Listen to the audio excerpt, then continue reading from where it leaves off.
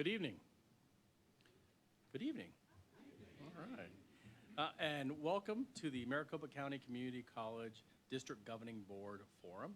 I'm Todd Sanders, President and CEO of the Greater Phoenix Chamber of Commerce, and it is a distinct pleasure to have you here with us tonight. I also happen to serve, my other job is I'm on the Board of Directors of Friends of Public Radio Arizona, a nonprofit organization which works to support public radio in Arizona, which means KJZZ and KBOC. Friends of Public Radio is a principal sponsor of this forum, along with Rio Salado Community College and South Mountain Community Colleges.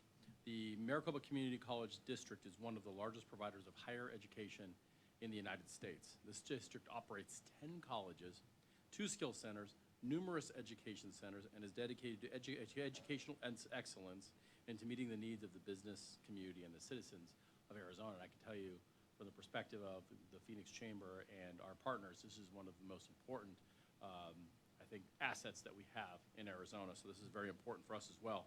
The format tonight is going to consist of opening statements from the candidates, including statements from uncontested races. Then we'll direct questions to candidates for contested seats.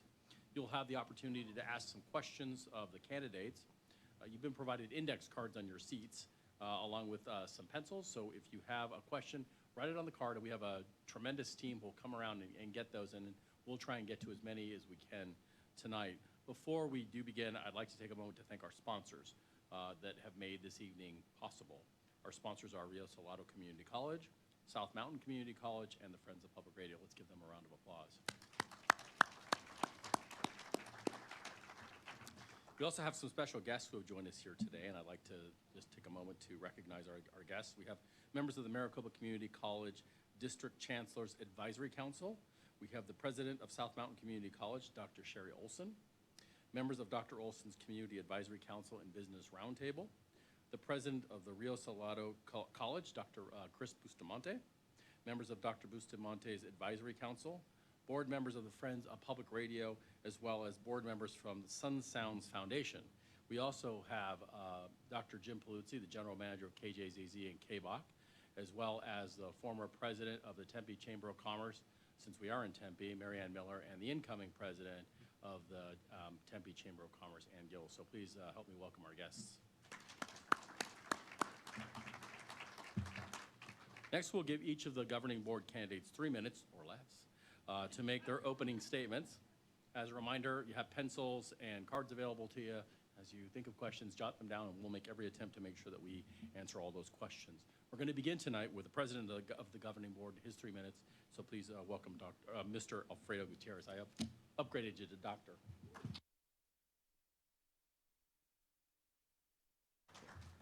Thank you all very, very much. I have 3 minutes to explain to you the history of the community colleges. But frankly, you don't want to hear that. It's boring. What you want to hear, and what I want to share with you, is the following. We're at an existential moment in the life of the colleges, and you should think about it that way. We came very close to having a deeply, deeply divided board. It's divided along ideological grounds, different visions of what the future should be about. And it's divided at the time that we're facing extraordinary challenges. At the time that I left the legislature, the budget was based, the community college's budget across the state was based, 1/3 being provided by the state, 1/3 by local taxation, 1/3 by tuition. Today, the state's contribution is 0. And the legislature has gone even further. They have written us out of the statute. They have washed their hands of the colleges. Now ask yourself, what have they washed their hands of? 200,000+ students today. That's what they washed their hands of. Their aspirations, their dreams. 100,000+ people who've come back into college to improve their lives, seeking the middle class, the workforce certification. That's what they've abandoned. And so this decision of who is going to sit on this board, which worldview is going to have the majority of who's going to fight for more funds for the colleges. Who's going to fight so that these colleges not only survive, mediocrity should not be our option. Not only survive, but thrive and grow and embrace the hundreds of thousands, the millions of students that are coming to us in this coming generation. That's what we have to do. And we have to persuade the larger community. We have to persuade the business community that this is an investment that they must make. So I want to thank you for being here. I want you to listen carefully to the contested candidates. I think that worldview will be very clear to you. And then I hope that you go out and work very, very hard to get a board that believes in the future elected. Thank you.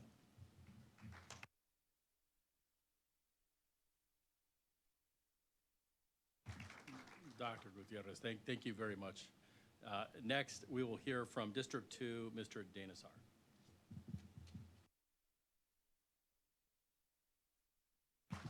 Well, thank you all. It's tough to follow him, just so you know. I could pile on to what he said because everything is so important as to our future in terms of this election, in terms of our economy here in Arizona.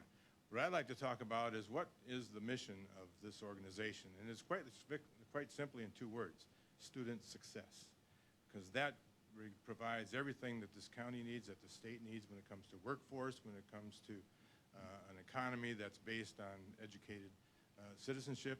We are the main source of workforce in this state, not just in Maricopa County. But we look at success with 4 different outcomes. The first is the ability to transfer our students into the 4-year universities, and we are a poster child nationally for what we're doing. Our students can go 2 years and sometimes 3 years here at our tuition levels and transfer with all those credits directly to ASU, NAU, and University of Arizona. And history has proven in the last several years that those students that come through our system do better than those who started at ASU. We like to say that. Michael Crow might disagree with that, but it is true.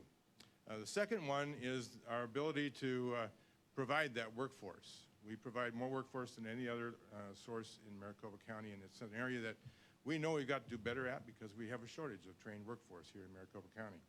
The third is developmental education. Some people call it remedial education. We know that half of our students come to us with the need to have some additional help to get up to speed in at least one subject area. The average age of our students is 27 years old. I'm going to guess that if those of you in the audience here took our math placement test, you might find out what developmental education really consists. The fourth item is just as important as the other 3, is our ability to prepare our students for the world economy. It's going to happen. Our students from the K-12 world and ours have traveled a lot compared to what my generation did. Now, we have people in the audience who travel a lot now, but they waited a long time to do so. But it is important that we prepare students not only academically, but socially, spiritually, and other elements of life that are so important to be successful in today's world. So those 4 things are what we focus on. We've got a new chancellor. We've got a new vision that we're putting together in terms of our strategic planning process. So we look forward to the next several years being uncontested. I can look forward to those tonight. And I applaud all those who are running for these positions because, as Mr. Gutierrez said, this is such an important aspect of Maricopa County. So thank you for being here, and please go out and vote on November 8th.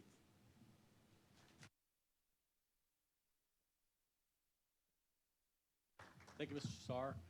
Next, what we'll do is we're going to invite the contested candidates to come up one at a time. So what we'll do is first we'll invite Linda Thorpe, please, and 3 minutes of remarks.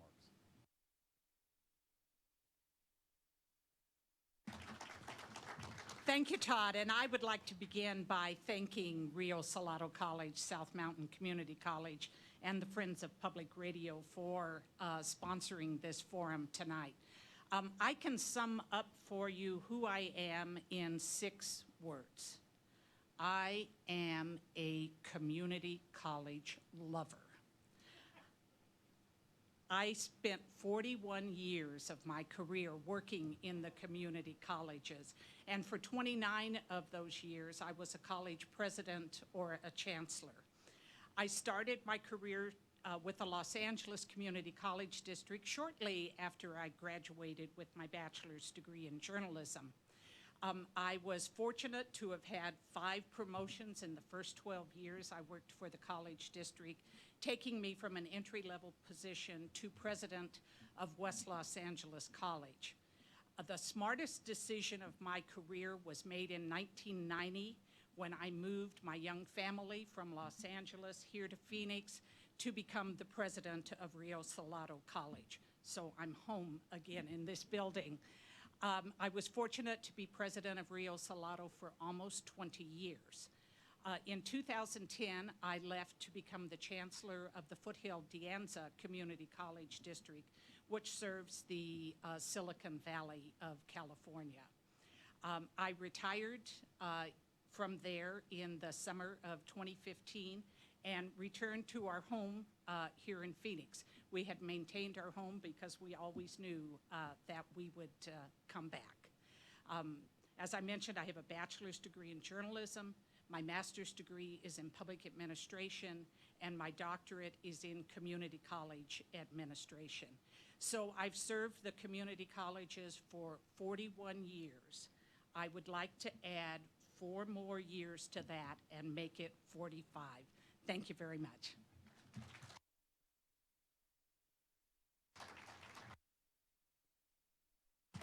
Thank you, Ms. Thor. Next, we're going to invite from District 1, Mr. Dennis Kavanaugh. Please welcome to the stage.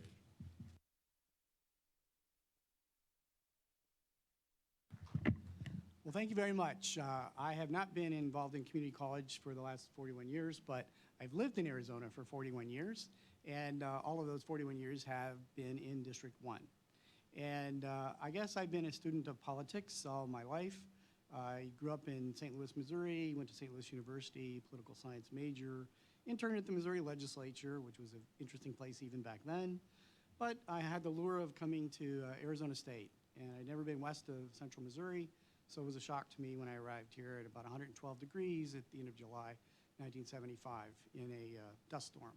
And yet I've come to love Arizona because of the opportunities that it provides for those who grew up here or those who moved here. I was very fortunate to work as a law clerk at the Arizona legislature and then ultimately get a job as an attorney with the Arizona Legislative Council, where I got to observe Mr. Gutierrez work in a very collegial way to advance public policy in Arizona. And leaders like Mr. Gutierrez, Stan Turley, other folks were really my mentors in public service. And I worked for the state of Arizona for 10 years, first with Legislative Council and then at the Industrial Commission of Arizona, where I was chief counsel. I helped to work on public policy issues affecting worker safety, things like that. I am a lawyer, don't hold it against me. I went into private practice in 1988. I've had my own firm since 1990 in Mesa, where my practice focuses on working with injured and disabled people to qualify them for Social Security, disability, or worker compensation. So I've been in business, small business person for all that time, member of my chamber all that time, been engaged. I felt that workers' rights need to be at the table on public policy issues. I ran for the city council in Mesa in 1996. We were at large back then. No one from my part of the city had ever gotten elected to the city council. And it was 10 people running for 3 spots, and it was a very interesting, challenging time. But I managed to get elected because I stitched together a patchwork quilt of advocates from the arts community, neighborhoods, law enforcement, firefighters, and ultimately got elected. I helped us move into a district system where I got reelected 3 more times. There's no one in Mesa history who's been elected more times to the city council than me. I was 6 feet tall when I started, and now I kind of work my way down. But I am in my 2nd term as vice mayor for the city. And so I understand how policy and governance works. The governing board here is very much like a city council working with the city manager. And I have a tremendous amount of experience in working in a nonpartisan role. I am a registered independent. I've always put party politics out in the parking lot when working on issues for the city, and the same really should hold true here at the governing board. but I've had the ability to serve on local, regional, state, and national boards really over the past 20 years. And much of that has been involved with higher education issues. I've worked for 20 years with Mesa Community College and many other institutions here in Mesa. So I do think I'm a champion for higher education. I look forward to serving on the governing board and appreciate your support. Thank you.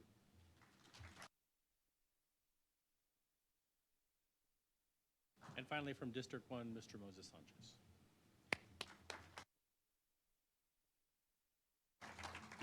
Good evening, everyone. First, I want to thank all the sponsors for hosting this event. I want to thank all the folks who are live streaming, watching this event, and for those folks at home. My name is Moses Sanchez. I have 3 amazing kids. They told me to say that. And I have 3 even more amazing grandchildren. Now, I was fortunate in 2012 to be elected to the Tempe Union High School District Governing Board. I got elected shortly after my tour in Afghanistan, 2011. I am in the Navy, and I know, people ask me, what's the Navy doing in Afghanistan? There's no ocean there, okay? But I did my time, and here I'm home. And being home, I've served for the last 16 years, 5 more to go, I'm not done, right? Proudly, I'm a patriot. You have to understand, being elected to the Tempe Union High School District was a dream. I know a lot of people say, oh, this is a thankless job. It's non-forgiving. I've had the pleasure being on the board. It's been tough. There's not a vote that you don't take where you won't have people who disagree with you. But I was fortunate to give my daughter her high school diploma when she graduated in 2013. And in 2015, I was the governing board president. So not only did I give my son his high school diploma, but I was able to sign it. That was a dream. We've had a great time as a family, and both of my kids have graduated from the school district, and it's time for me to move on. And I decided that being passionate about community colleges, that this would be the right step. Why am I passionate? I am a teacher. I'm a teacher at South Mountain Community College. I've been a teacher there for the last 7 years, going on 8 years. I love South Mountain. Dr. Olson, South Mountain rocks, go Cougars. Very passionate about education, passionate about our community. I was a fighter and a champion on the Classrooms First initiative in 2015. Earlier this year, I gave input and was part of the team that helped pass Proposition 123. You want to talk about a fighter? You got a fighter right here and a champion for education.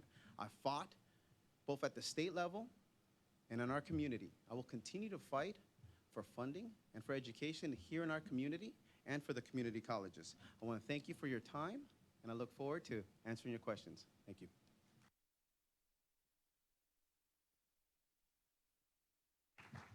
Well, Mr. Moses, thank you for your service to our country, and to all our candidates who are here tonight, thank you for being here. So we're going to go ahead and get started. I got a really easy question, so this is good news for us. So why are you running for the board?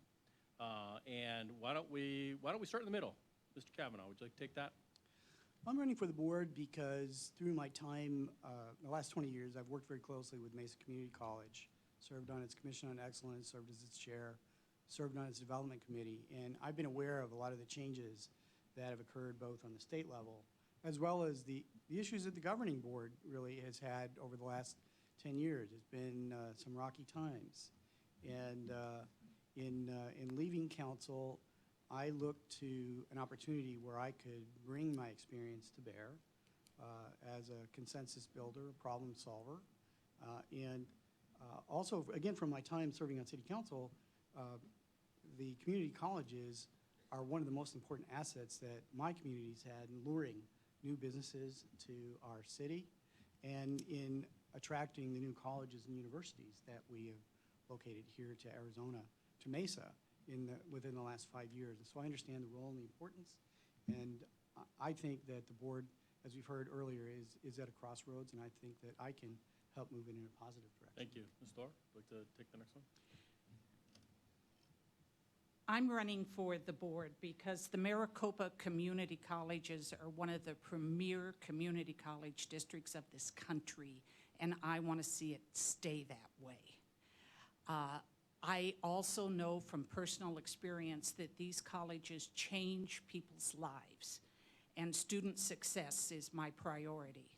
I want to draw on nearly 3 decades as a chief executive officer to ensure that we have reasonable and rational policies, that we do smart budgeting, and when necessary, smart cost cutting.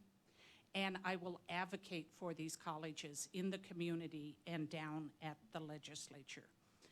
These colleges are critical to the economic well-being of not only Maricopa County, but really all of Arizona. And I want to be able to promote and support quality, affordable, accessible career and technical education that meets the needs both of employers and of workers. Thank you. Mr. Moses. I already stated how passionate I am about community colleges, but I got my start in a community college.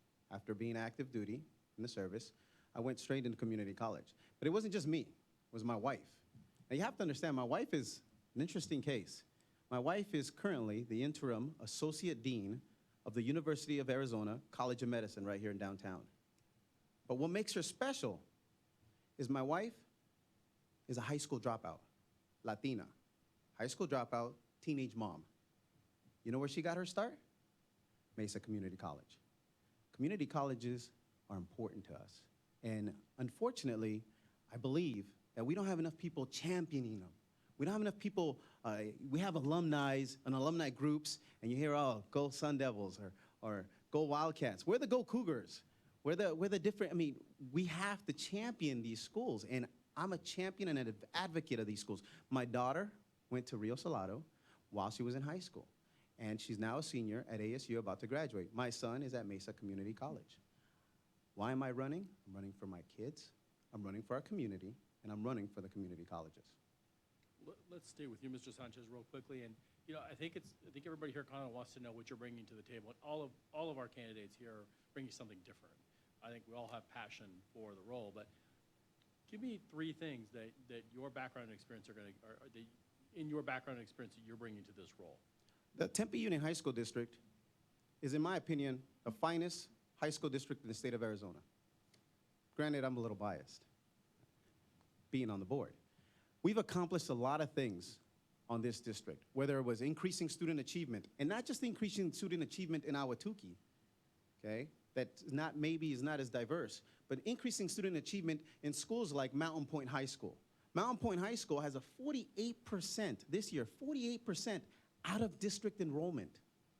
Still increases in student achievement every single year.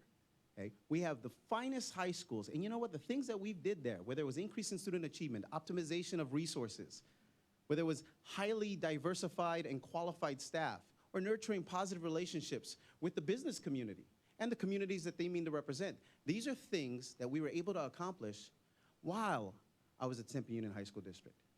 These are experiences that I mean to take, successes that I mean to take, and to bring to this board and share my experiences. That's one of the main things that I can bring to this board, is that experience of positive growth. Bring it to the community college. Thank you. Storr, would you like to go next? Yes, thank you, Todd. As I indicated, I have over 40 years' experience working in the community colleges, and specifically 20 years being a chief executive officer right here in the Maricopa community colleges. So my learning curve is not going to be very steep. I should be able to hit the ground running in support of these colleges. Secondly, while I was president of Rio Salado, I was very active in the community and served on many boards. And I will be able to leverage those connections throughout the county to form partnerships that will benefit all of our colleges. And finally, I served as a chancellor for 5.5 years, reporting directly to a governing board. And that was a wonderful experience for me in learning what the governing board needs from the chancellor in order to make good decisions, but also what the chancellor needs from the governing board in order to be an excellent chief executive officer. Thank you. Mr. Kavanaugh. Well, I bring to the table governance experience in running $2 billion entities. For the last 6 years, I've been on the board of Valley Metro, all our entire county metro system. either been the chair or vice chair for 6 years. That hasn't been an easy job, as you know from headlines. For 16 and a half years, again, I've helped govern the city of Mesa, a billion-dollar enterprise with thousands of employees through bad times and good times. And we've had to do it in very creative ways. So that experience in governance is really important. The second thing I would say is that I have a very strong talent for building consensus. And one example, over the last 8 years on the Mesa City Council, we're a very diverse council, believe me. Every major policy decision that we have made in the last 8 years has been arrived at by unanimous vote. It may take us a little longer, but we don't behave like the legislature does today or Congress. We talk to each other, and we're able to arrive at those things. And being the old guy on council, again, I think I've helped play a pivotal role in bringing that consensus. The final thing is I know about advocacy. And advocacy is an important element, I think, of every governing board. I have experience in that my service on the National League of Cities Board of Directors working to advocate on the federal level on issues important to American cities. Here in the state of Arizona, I was chair of the Arizona Commission on the Arts during some very difficult times. I think there's still a recording of me battling with Russell Pierce on funding for the Commission on the Arts. And we were able to put together a coalition to save that funding.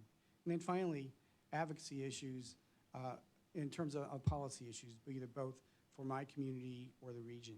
I have experience and I know how to do that in a very positive way. Thank you. Going back to Ms. Thor, so President Gutierrez talked about the legislature cutting funding or basically taking them out of statute, which is correct for the community colleges. One thing that occurred last year, the business community pushed through a bill with community colleges to allow them to partner with the business community in terms of workforce. Really important thing. Can you give us some ideas of how you'd want to leverage this opportunity? For workforce? Yes. Oh, I love that question. I failed to mention that the job that I had just prior to being president of West Los Angeles College was Senior Director of Occupational and Technical Education for the Los Angeles Community College District. And in that role, I had the opportunity to establish for the 9-college LA district their employment training program, their contract training program back in the early 80s. I was delighted when I came to Rio Salado College to have the opportunity to develop educational services partnerships that really had the community college playing the role of the corporate university for major employers in Maricopa County. But as you said, we were limited in our ability to really grow public-private partnerships by the expenditure limitation. So I applaud the business community and the district in successfully passing that legislation because there certainly are wonderful opportunities to grow customized training programs to meet the needs of employers and employees alike. Thank you. Mr. Callen, would you like to take that? Yeah, no, this is something that I've heard very frequently from companies either who are located in Mesa or coming in Mesa is can we work with the community colleges? We need programs, we need the colleges to be nimble. And I think the legislation last year does expand that potential. And it's really important, not only at the community college level, but even below at the East Valley Institute of Technology, which I've represented for many years. We've worked out partnerships between the city of Mesa, the district, and the private sector in such areas as auto mechanics, welding, firefighting, bringing in the city resources, private resources with the school resources, which really is getting those kids in the right direction. I'm very proud of that. But that same course should continue on as we move into the community college area. We shouldn't be afraid of private partnerships or working with businesses, and I think we have to be able to try to respond quickly because workplaces today are very different and the needs change almost daily. Thank you. Mr. Sanchez. The first thing I did when I got elected in 2013 is I went down to the state capitol that year, and I championed and I fought for CTE dollars. We didn't get it. Okay? I fought again, and I fought every single year for those CTE dollars. Workforce development and partnerships with the community, critical. And it's something that we do really well at the Tempe Union High School District. Just the other week, I asked my students at South Mountain Community College, what's the one thing you would like more of? This is from the students in the classroom. You know what they said? We'd like more internships. We don't have enough internships. According to the students, they want more internships, more bridges. They want more relationships with local companies. And I believe that extending that hand out there, working with the local chambers, we've done an amazing job with the Ahwatukee Chamber, with the Chandler Chamber, and with the Tempe Chamber in our school district. I believe that doing that at the community college level is critical. It's not just criticizing folks, okay? It's building those bridges, those relationships. That is so important for workforce development. Excellent, thank you. Let's talk about challenges and opportunities. Maybe we'll start with you, Mr. Kavanaugh. Biggest challenge, biggest opportunities for the community college system as you see it? I think the biggest challenge really is the lack of state funding. And that is it's critical, it's unconscionable what has happened for us to disinvest in Pima and Maricopa County. And so I believe it also creates an opportunity. It's energized the business community, the labor community, the education community, unlike anything I've ever seen. It's energized cities and towns across Maricopa County to come together in an alliance to work towards restoring funding at the legislature. And so, you know, what is a tragedy, I think, has engaged all sectors of our economy to understand the significance of that. And so I think the opportunity is for us to go back and make a very strong push to restore our historic balance of funding.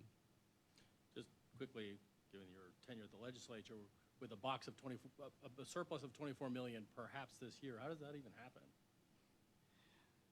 Well, I think the surplus is going to be even more than that. I mean, historically, the JLBC and the governor's office underreports surplus. And there are a lot of opportunities for tax credits and tax deductions, tax loopholes that the legislature has created over the past 20 years that could be closed, that could be reformed, or maybe a simple thing like bringing auditors back to the Arizona Department of Revenue.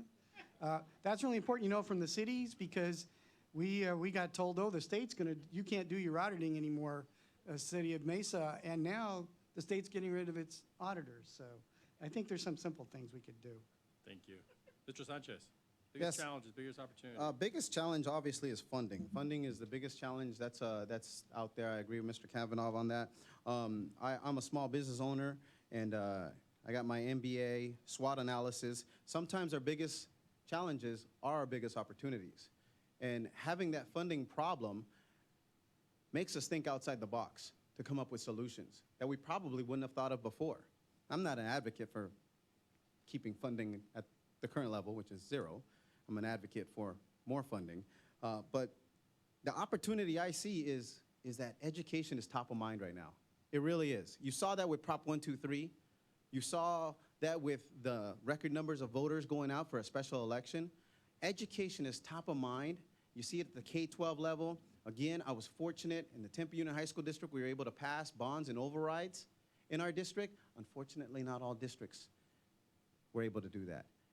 Biggest opportunity, education's top of mind. We can champion education. We can talk more about our community colleges. We can talk more about workforce development. A lot of people don't realize that we are such a great employer, or such a great,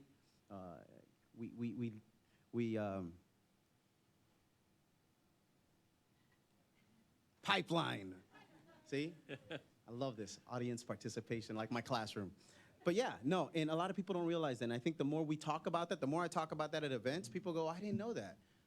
So those are my opinion, the biggest challenges and opportunities. Excellent. Store, please. Well, I certainly would agree that funding is a great challenge. So let me comment about another big challenge. And that is that we've got to reverse the declining enrollment that the district has been experiencing for a number of years now. Now, you probably could make a connection between the loss of funding and declining enrollment. But I also think the district needs to look at how well it is serving all segments of the population. And where there may be gaps, look at how we can fill those gaps, and also implement and in many cases expand best practices when it comes to delivery of instruction to students, whether it's through traditional delivery or online or hybrid or academies or boot camps or competency-based education, and also to look at innovative ways to deliver services to students. And as for opportunity, I would like to see us reinvigorate the spirit of innovation that made these colleges among the most respected, not only locally, but also nationally. These colleges are capable of doing incredible things, and we need to give them the encouragement to take risks, to try new things, and to learn from each other and from the rest of the community college system nationally. Thank you. Everyone here identified funding, so we're going to do a little mini lightning round, yes, no. Would you, if elected, would you ask or petition the legislature and the governor to restore funding? I'll start with you, Ms. Thor. Yes or no? Absolutely. Mr. Kavanaugh? Certainly. Mr. Sanchez? Absolutely. Okay, here first. So, okay, so let's stay on the topic of financing and funding. In your role as a board member, you could be asked to raise tuition, obviously unpopular among students, and raise property taxes, the third rail of Arizona politics. Please share your thoughts about tuition and taxes as it relates to the current funding model. And I'll start with Mr. Sanchez. I'm not an advocate of raising tuition. Again, I believe that we should find other ways, other methods. There's so many outside the box thinking that I've experienced at the current school district, and I can't tell you before I got there as a education advocate, as a person who used to sit in the audience and going, oh, we could just do this or we could just do that. When I got there, I actually saw what we can and can't do. And many of the things that I saw that we could do were impressive. A lot of ways to think outside the box and shift dollars here. And the whole optimization model that we use there is something that I believe we could use here in order to not increase tuition. When I went to the community college, it was $13 a credit. And I was furious when they raised it from 11 to 13. I can't imagine. I've been teaching when it was $81. Now it's 86. I'm not going to tell my students that I'm going to support raising that tuition when there's other methods, in my opinion. Would you care to comment on taxes? Taxes. When it comes to overrides or bonds, it's one of those things where I think to support an override or support a bond, you need to have all the information. I have supported overrides in my district. Not only did I support the overrides in my district, I was on a television commercial looping nonstop. I was the only governing board member doing so in Tempe in 2013, 2014. So there are some times where you have to advocate for that, and then there are some times where you can't support overrides and bonds, depending on what they're looking for. I believe that you need to make sure you get all the details there, get all the information, and then make that decision. So that's where I stand on the taxes and overrides. Thank you. Mr. Kavanaugh? Well, unlike one of my opponents who's not here tonight, I don't advocate a slogan of lower taxes and lower tuition. I mean, who's going to be against that? But I think you, as a governing board member, you have to be willing to make hard decisions, on things like tuition, taxes, smart spending. Again, I've had to work through very difficult situations in the city of Mesa where we didn't have enough revenue. We had to be innovative. We gave a lot of authority and enabling of our departments to figure out how to do it smarter with less money and fewer people. And we achieved that through a variety of different ways. You can do that as an elected official. I think it's foolish to say, as an elected official, I will never raise taxes or I'll never raise tuition, because that may be a tool you need to use. But if you're going to use it, you have to be as transparent as possible. You have to be able to tell your constituents, here's what you're going to get for it. Here's why we're doing it. Here's what you're going to get. And you have to deliver on that, because that's how you build and maintain credibility with the voters in your district. Thank you. Ms. Thorpe? Raising tuition or raising taxes would weigh very heavily on me as a board member. I would first want to hold the legislature responsible for disinvesting in the workforce of higher education. I also would encourage the colleges to be as entrepreneurial as possible and to seek alternative revenue. I also would support the use of technology and other systemic interventions that allow the colleges to be more efficient and more cost-effective. If presented with a proposal to increase tuition or increase property taxes, I would want to have a thorough analysis of why that is necessary. However, if faced with diminishing the quality of the programs or the services to our students, then I would support such increases. Okay, thank you very much. Now we have some great questions from the audience. This is to all of our candidates. What's your perspective on allowing the Maricopa community colleges to offer four-year degrees? Well, I think we have a winner here. Oh, I really love that question. Some of the folks in the audience may not realize that back in 1996, this district, and primarily Rio Salado College, along with Yavapai College, made an attempt to get authorization to offer applied baccalaureate degrees in the community colleges. Had that been approved, we would have been one of the first states in the nation to give our colleges that authority.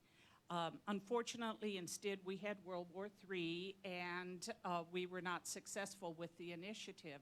Since that time, 22 other states have now given community colleges that authority. And they're now able to offer individuals in their community workforce-based degrees for as low as $10,000 for all 4 years.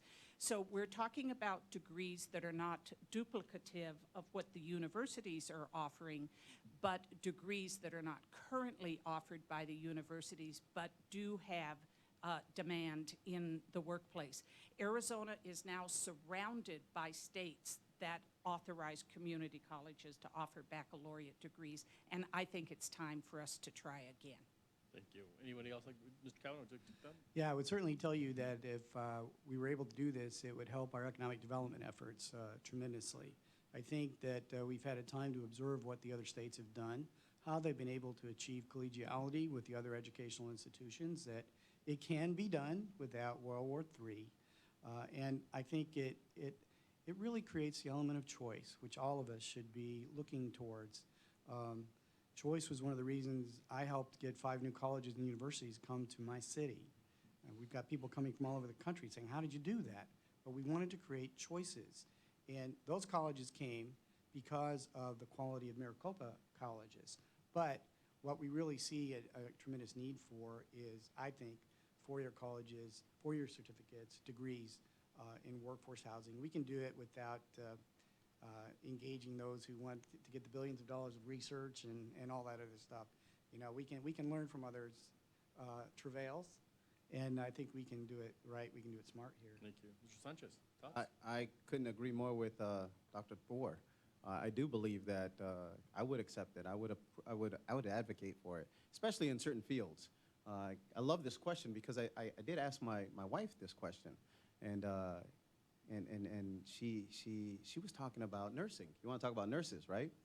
She believed that she got a better education getting her associate's nursing at Mesa than she did when she graduated ASU with her nursing. And so that there are some fields that the community colleges do an absolutely better job than the higher universities. So I would advocate for four-year degrees, certain four-year degrees in certain fields. Okay, thank you. We have another great question, and maybe we'll start with you, Mr. Sanchez.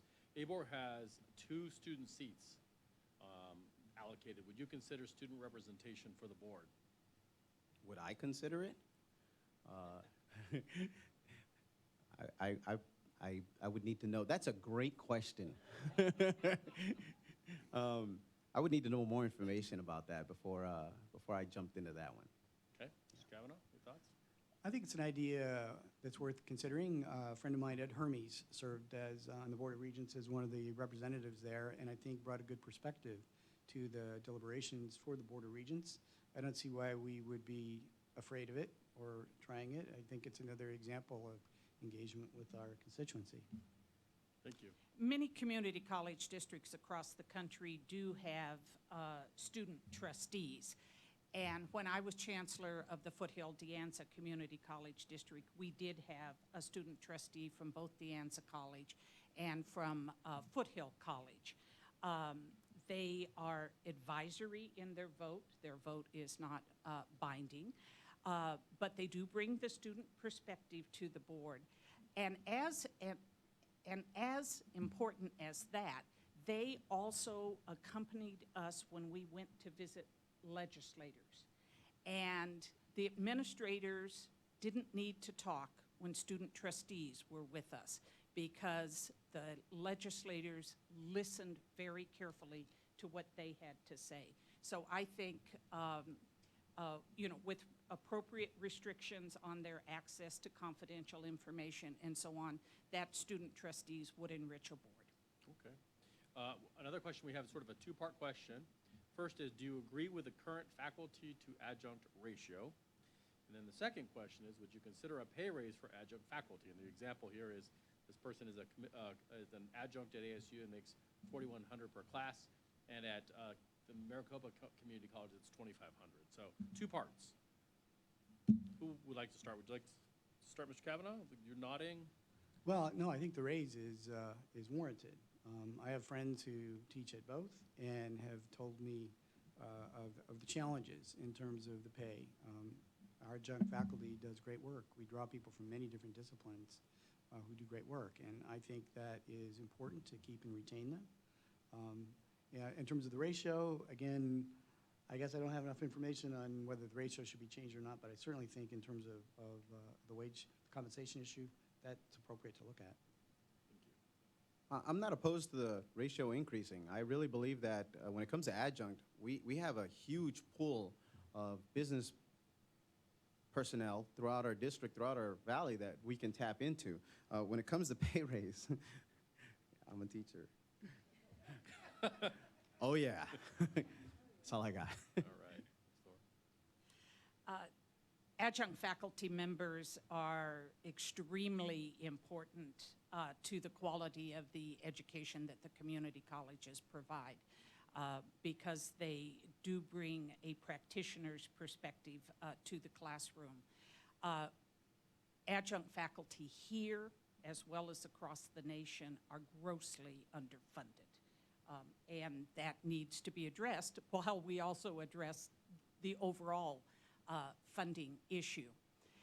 As to the ratio of full-time to part-time faculty, certainly a college here like Rio Salado was built on a model of adjunct faculty, and that is appropriate to its mission.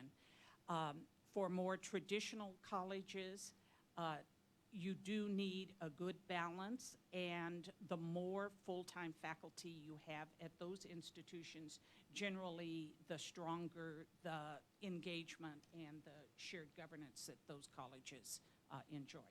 Okay, wonderful. Another question we have relates to diversity, an important topic for all of us. And the question is, how will you help to increase and give aid to our Native American, Asian, LGBT, Latino, vets, the disabled? What are you going to do on that front to make sure that this is an open and accessible place for all of those folks? And Ms. Thorpe, you went last. Would you like to start? The diversity of the community colleges is one of its great strengths. But as I mentioned earlier, I do think it would be good for the district to do some research on how well it is serving all aspects of the community.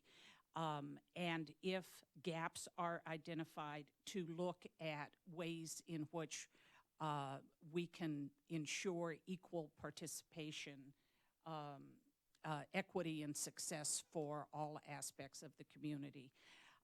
The colleges already have some fabulous programs around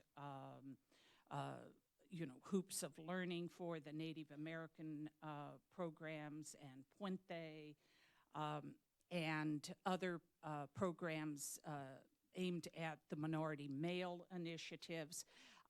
But again, these are all funding issues.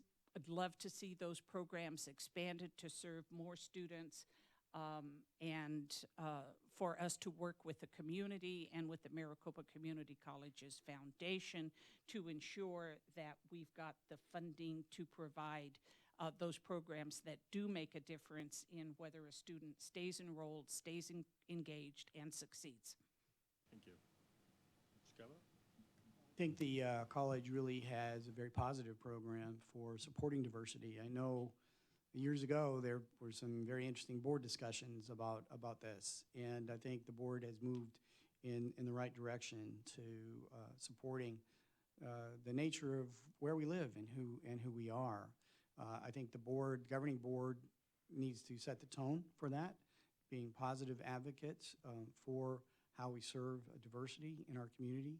But we also, as Dr. Thor said, we need to make sure we survey our community. And a quick example, the city did a survey of residents in our community, our Human Relations Advisory Board, and we were shocked that the biggest issues we had on diversity were problems of people with special needs and veterans. We didn't think that would be the case. And so our assumptions were incorrect. And so I think that's something that's a very good suggestion. We can't rely on old assumptions without current validation. Sanchez? Diversity is important for a lot of reasons. First, a lot of people don't realize I'm not first generation, I'm not second generation. I'm an immigrant. English is my second language. Okay? Spanish is my first language. Chinese is my third language. Okay? Diversity is critical. Often your students, our students, will look at the instructor who's instructing for inspiration.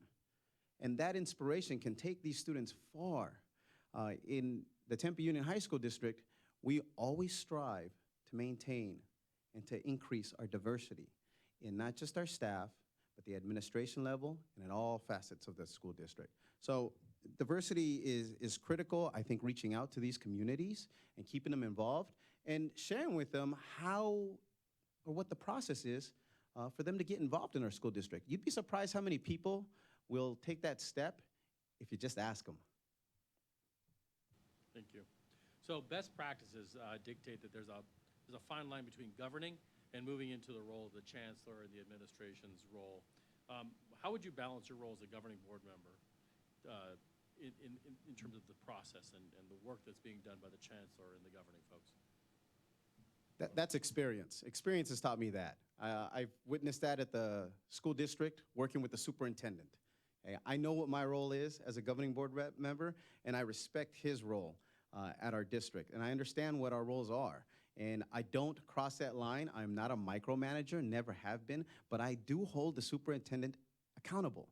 I make sure that the constituents and the people who I represent, that their voice is heard, not just in a public forum during our meetings, but also in personal meetings with the superintendent. I do not cross the line. I do not go onto campuses and tell people how to do their job. I really respect that. Never been a micromanager, refused to do that. As a teacher, I wouldn't appreciate that. But experience has taught me the relationship between the board and the chancellor or superintendent is important. Respect that, and the district can go far. Thank you. Mr. Governor? I learned the answer to that question my very first day on city council about 20 years ago, because city council is very similar to a governing board that I had to work through the city manager. I couldn't tell city employees what to do or not to do, but I could ask questions. I could request information. And I could propose ordinances, I could propose new laws, new policies, and gain support for them. But I quickly learned it wasn't my role to go to a department head to say, you need to put this in your budget, or take this out of your budget, or show up at a department manager's office and start berating them about the sign in front or the paving the parking lot. We need to avoid that kind of meddling and interference, because that is not the role of a policy and governance board.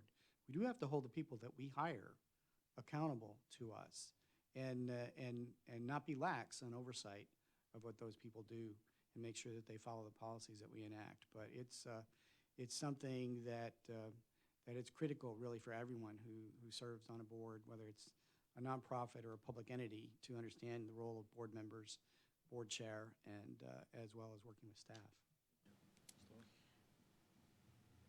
I have worked with governing boards for 40 years, and some of them have been really good, and some of them have been quite dysfunctional. The primary responsibility of the governing board is to set policy, and governing boards that choose instead to micromanage find themselves in great difficulty with accrediting commissions. The most important job of the governing board is hiring, evaluating, and guiding the chancellor. And the work of the colleges takes place from the chancellor down, not from the board down. I also recognize that the board has a responsibility to maintain communication with the community and articulate the interests and the concerns of the community back to the board and to the chancellor, and at the same time represent the colleges out to the community, but not to run the colleges. Thank you. Earlier in Mr. Kavanaugh's comments, he mentioned the fact that they're in Mesa did a lot of work with private institutions. So I'll start with you, Ms. Thor. So obviously the community colleges do a lot with the state schools appropriately. Should there be a connection? Should there be some sort of relationship between the community college system and private institutions? There should be, and there already is.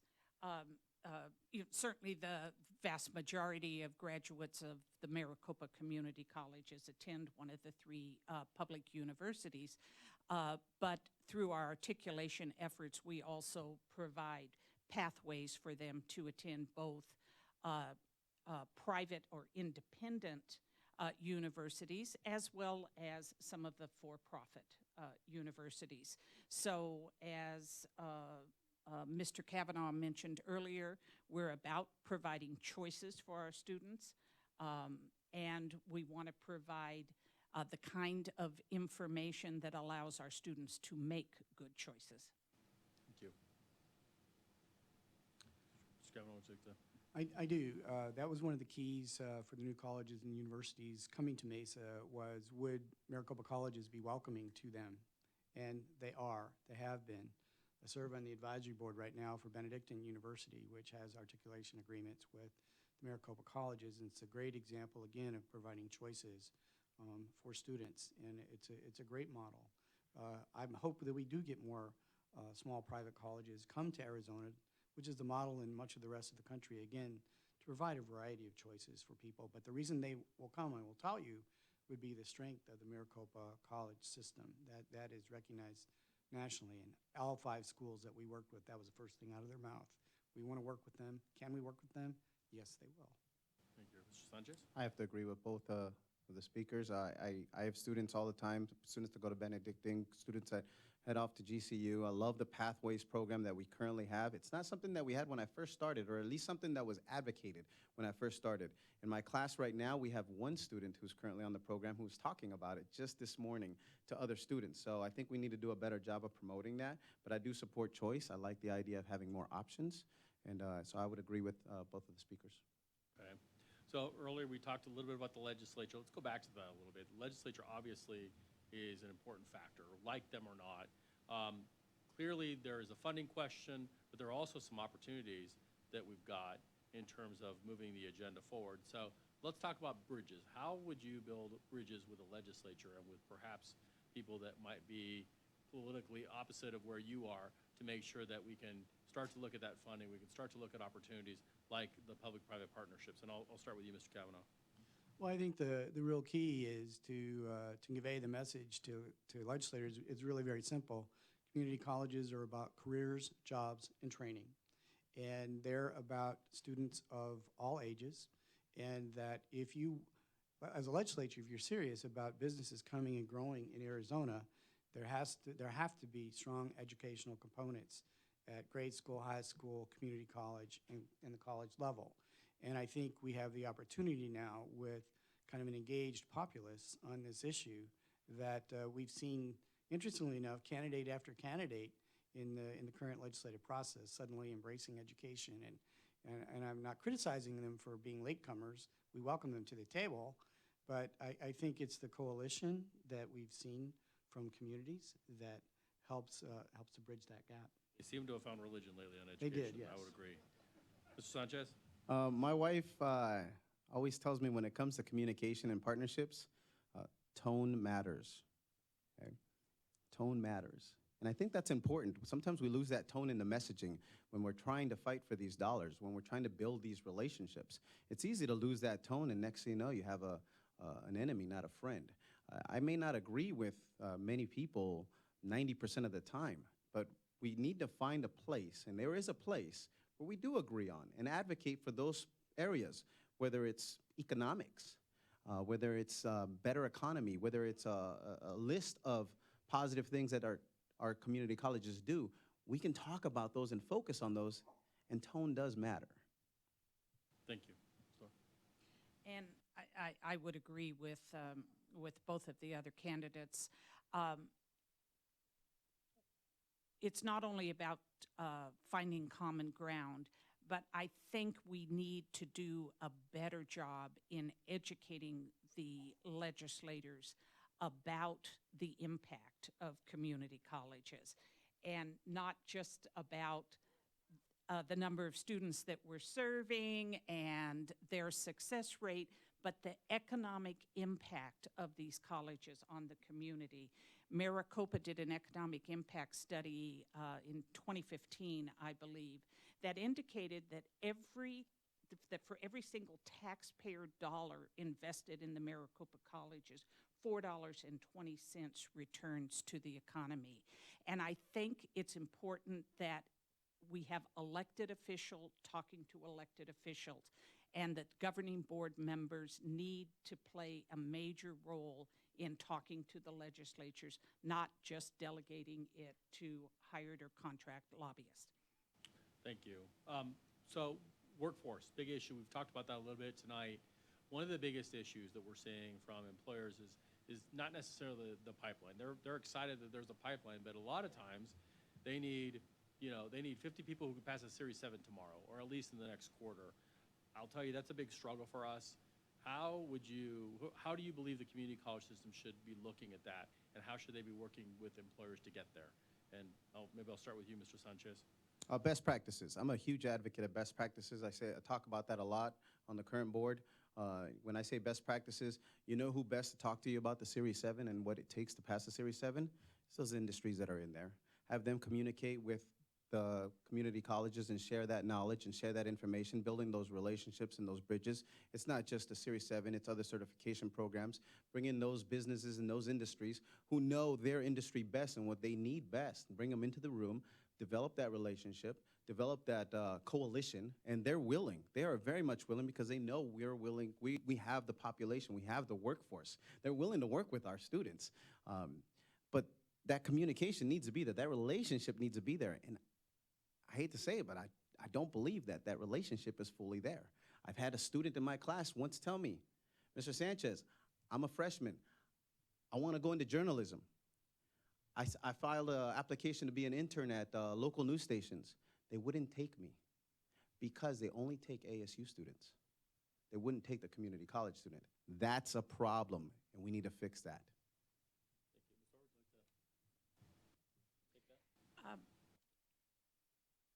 The community colleges have a multifaceted mission. So, I mean, clearly we provide a pathway to the universities, and that needs to be a set curriculum to do so. And we provide full certificate and degree programs in general ed and community service and continuing ed. What you're talking about is really separate from all of that and should involve different processes and different practices. It's about the colleges or representatives of the colleges listening to employers and what it is that they need rather than bringing them a laundry list of things that we already offer. And those kinds of programs need to be able to be put together very rapidly, be offered for non-credit, be fully paid for by the employer, and be offered and off the books if they're no longer needed. So I wouldn't interfere at all in the traditional programs and processes of the colleges, but also have a vehicle to fast track short-term non-credit programming. Thank you. Mr. Kavanaugh? Thank you, Dr. Thor. This really is should be a separate track. I've heard from many businesses who said, you know, life as we know it has changed in the employment world because now we may have 5 or 6 different careers or within one career, but the needs are constantly changing.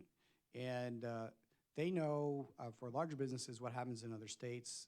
They will go to other states where the community colleges are nimble enough to respond to them because really they need a program that is able to be put together quickly with the requirements that that particular industry needs for those workers. And it doesn't need to be treated in the same way as your traditional academic program. It really is a separate process, and it's one where, again, as Mr. Sanchez says, the business community knows what it needs, and it knows what it can get in other places in other states, and we need to listen to that. Okay, thank you. We have a question from the audience in terms of what are you doing now to support student success, workforce development for MCC CCD students? And why don't we start with you, Mr. Kavanaugh? What am I doing now? Well, for the last 20 years, I've been part of the Commission on Excellence in Education at Mesa Community College. I've also been on their development committee, helping raise funds for student scholarships and different programs at the college.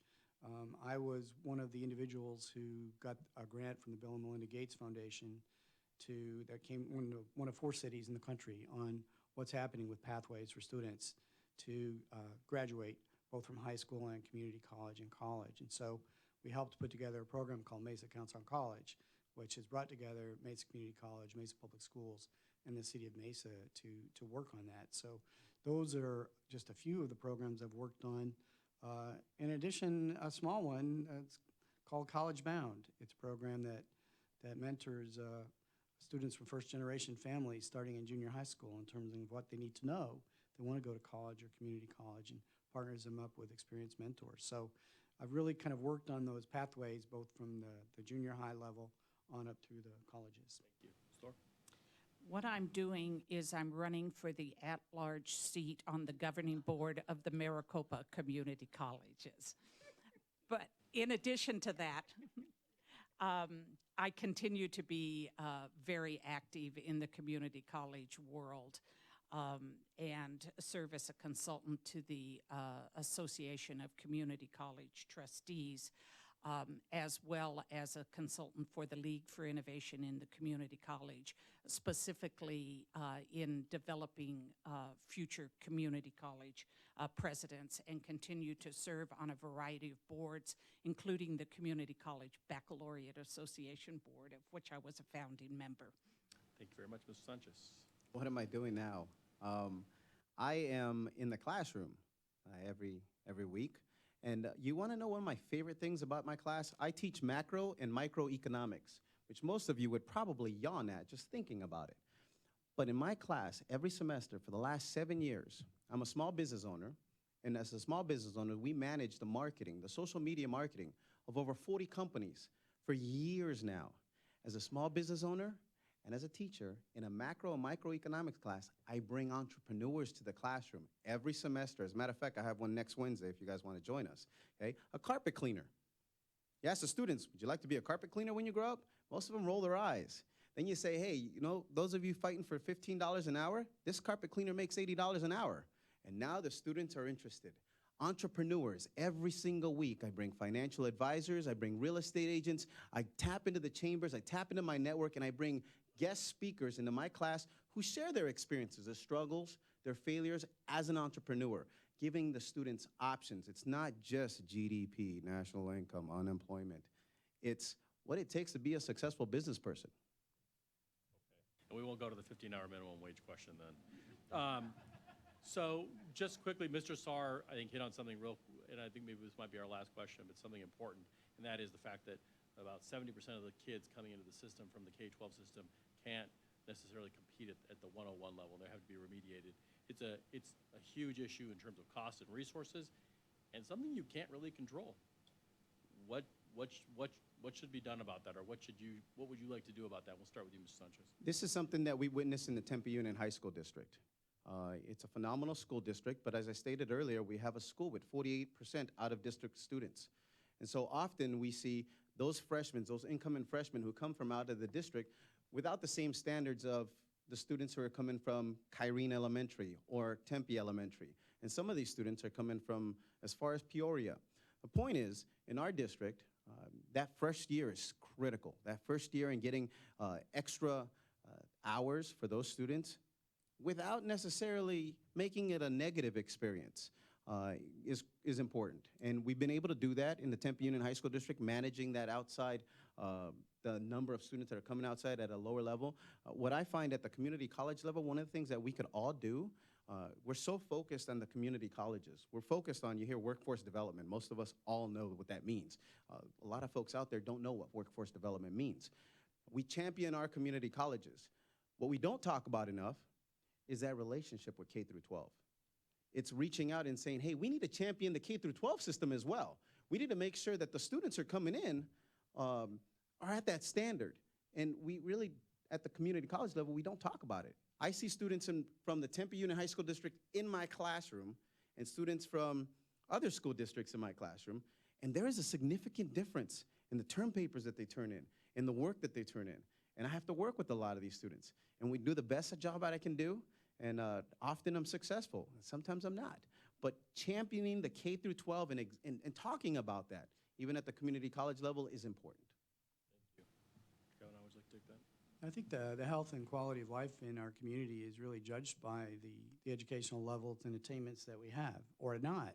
And so what I think we should do is look at the example of the Mesa Canton College program, other similar programs around the country, where leadership is not working in silos, where you bring together your local city government, your local community college, and your local school districts who serve that, everybody at the table to see how we can share what best practice we have, where we're duplicating efforts, because I believe there is a role for cities. We're not school boards like they are in the Midwest and the East, but the educational rate, the graduation rate, the dropout rate is just as important to cities.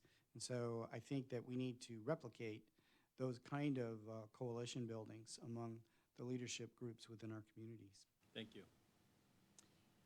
60 to 70% of the students who enter the community college need at least one developmental education class. And that's probably not going to change until the state of Arizona adequately funds the K-12 system so that they're able to graduate students who are college ready.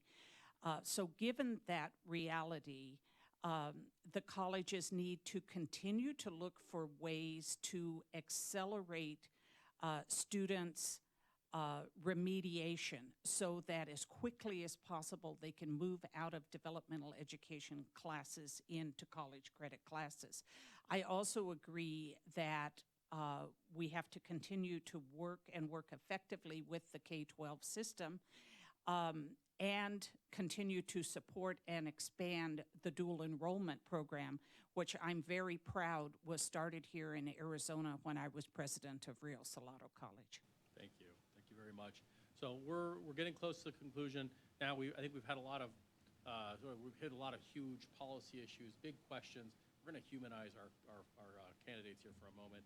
And these are one-word answers. I promise nothing that will scare you, but we're going to humanize you a little bit. So only one-word answer, and we'll start with you, Mr. Sanchez. Obviously, we love Arizona. This is the best place on earth. But if you couldn't live in Arizona, where would you live? Not Afghanistan. We know No, no more. I would say the One-word Bay answer. Area. Bay Area. Mr. Kavanaugh? San Diego. Okay. Store? Well, I was just in the Bay Area for 5 years, and I came back to Phoenix. So I don't know if that was one word. All right, ready? We're going to start with you. One word. Cardinals, Diamondbacks, Suns, or Coyotes? Oh. How about not a sports fan? We'll tell Derek Hall. Mr. Kavanaugh? Cardinals. Cardinals. Okay. Your political hero. We'll start with you, Mr. Kavanaugh. Stan Turley. All right. Store? Oh, gosh. Well, there are many. I'd say, Ann Richards. Ann Richards, Texas. Excellent. Sanchez? Congressman Richard Pombo, All former right. congressman There we go. of the Bay Area. Okay, this is a tough one. Favorite community college? Careful, we got some college presidents here. We know where you're going. Would you like to start? South Mountain, go Cougars. Okay. Kavanaugh? Mesa, go Thunderbirds. I have the president of Rio Salado College staring me down at the moment. He's a teddy bear. I love all the colleges, but my heart is here at Rio Salado. Okay, and then now the most important one, and this is that, you could get a wrong answer here. A Mexican or Italian food? We'll start with you. Oh, Mexican, absolutely. That's right. Kavanaugh? Italian. I'm from St. Louis in the Hill. Okay, we'll have one small demerit there. Mr. Sanchez? Mexican food. All right, well, there you go. You heard it here first. Now what we're going to do is we're going to have closing statements, and we're going to go in reverse order. So if we could, Mr. Sanchez, 2 minutes for your closing statement. Well, first, I'd like to thank all the sponsors, and especially you guys for coming out. I mean, you don't understand. I go to a lot of these events, and I was just at a forum on Monday for the Tempe Union High School District for the folks who are going to replace me, and there weren't very many people in the audience, and it was disheartening. But I was excited about the number of candidates we had. It's a positive thing. It's a positive thing to have candidates. I know that there are school districts in the state of Arizona that have no candidates running for their districts. And that's a shame, and that's sad. And when you talk about championing education and how education matters and what impact education plays in your community, the first step is getting involved. And you can get involved in so many different ways. I was fortunate I got involved with my kids in elementary school at Kyrene, and then again at the high school. It wasn't my idea, it was my daughter's idea, but it turned out to be a blessing. And I've had a great journey at the Tempe Union High School District. I've worked well with all the governing board members that I sat with, and I'm proud and honored that the folks who are running right now at the Tempe Union High School District, I don't think you can go wrong with any of them. A lot of them are great candidates, and they're going to do positive things. This campaign, this race, has been challenging for me at times. Many of you may not have known, but my signatures were challenged right off the bat. Dealing with courts, dealing with lawyers and situations like that, it's unfortunate. I mean, we're running for school board here. We're running to champion education. The end state goals should be the same. Our methods and our philosophies may be different, but the goals should be the same, and that's been unfortunate. I ran into a lot of hurdles on this race, but I haven't stopped fighting. Fighting's important for me. I've fought hard for my community. I've fought hard on the Tempe Union High School District, and I promise you that if I get elected, I will fight hard for you at the Maricopa County Community College District. Well, Navy guy, 2 seconds to spare. Nice job. Mr. Kavanaugh? Well, again, I've been through a lot of campaigns over the course of the years, and this is one of the best forums that I've seen. Great questions, great audience response, and I appreciate that. I am really looking forward to running for this office. When I graduated from college, I guess the Jesuits got a hold of me, and they reminded me that my purpose should be, higher purpose, greater good. And I've tried to embody that in whatever I've done in the private and public sector, and to always run positive campaigns, talk about the issues, and never say bad things about your opponents, because they're just like you. They're people running for the right reasons. This is a great opportunity for me to continue in public service. I know District 1 backwards and forwards.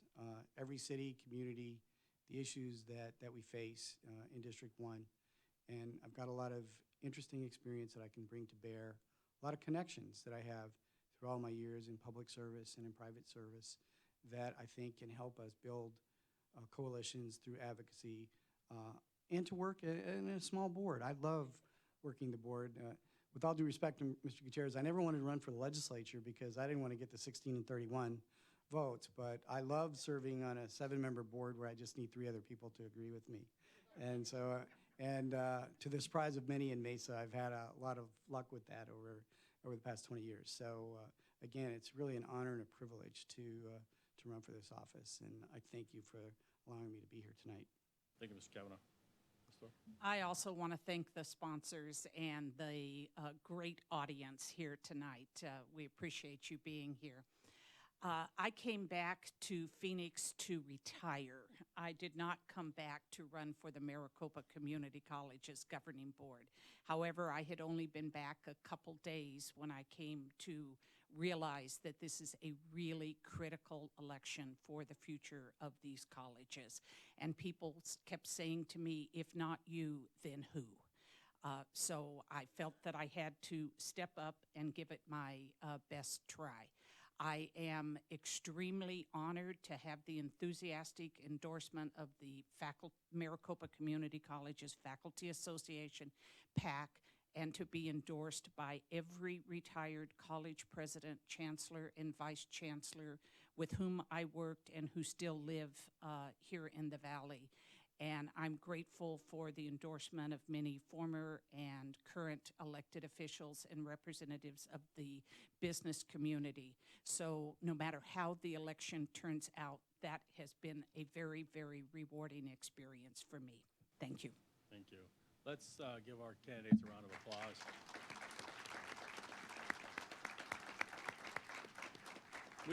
We could only hope that the one on Wednesday could be this polite and this civil, and that the policies could be discussed at this level. So we were really lucky.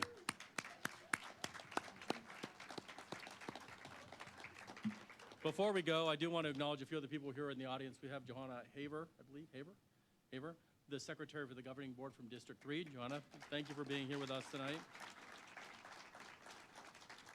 We also have Linda Rosenthal, a board member of the Community College Foundation, as well as a former longtime governing board member. And last, but certainly not least, a political hero to a political and just personal hero to a lot of us, the chair of the Friends of Public Radio, Evelyn Kasuga. So Evelyn, thank you for being here.